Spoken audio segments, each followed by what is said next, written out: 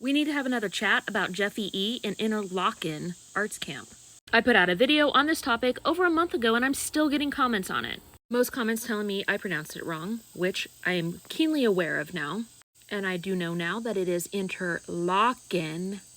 But the other comments that I'm getting are people saying that they went to the camp, or their cousin went to the camp, or they had 4 best friends that went to the camp, and that they had a good time and nothing bad happened to them. While I'm extremely happy that nothing bad happened to you, those comments are kind of dismissive.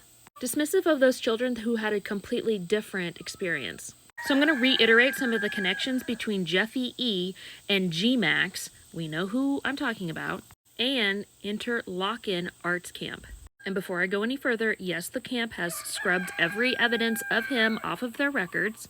They have renamed his cabin. There's allegedly no evidence of this kind of abuse happening at that camp, and they have distanced themselves from this entire situation. Also, everything that I'm talking about happened in the 90s, early 2000s. None of this has to do with current situations at that camp or anything prior to 1990. Also, anything that I say is not an indictment of people who worked there during that time. I'm guessing that they vetted their employees. They gave them background checks, more than likely. But I can almost guarantee you that their donors and their VIPs that came and stayed did not have background checks done. Why would you if they're giving you a buttload of money?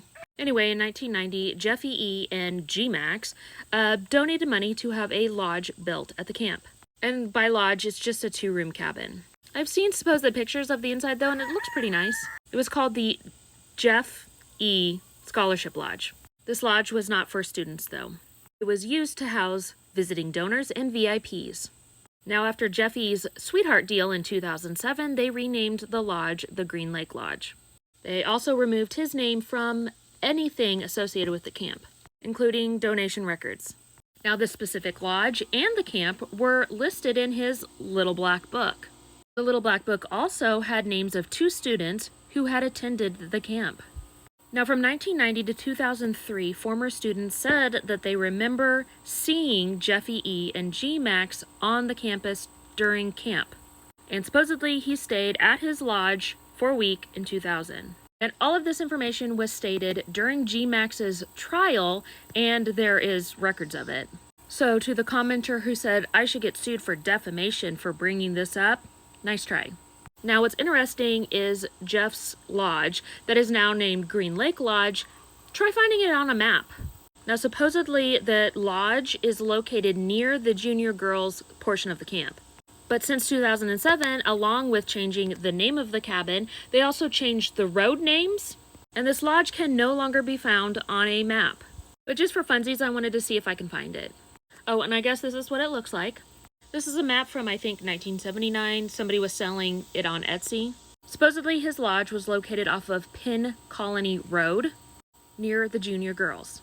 Now, obviously, this map was made before that lodge was built. But here's the junior girls camp.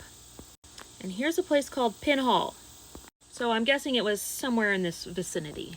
And here's just the entire map. So even though this was a secluded lodge, I mean, how secluded could you possibly be? And what's my point with all of this? Well, I'm definitely not indicting the camp.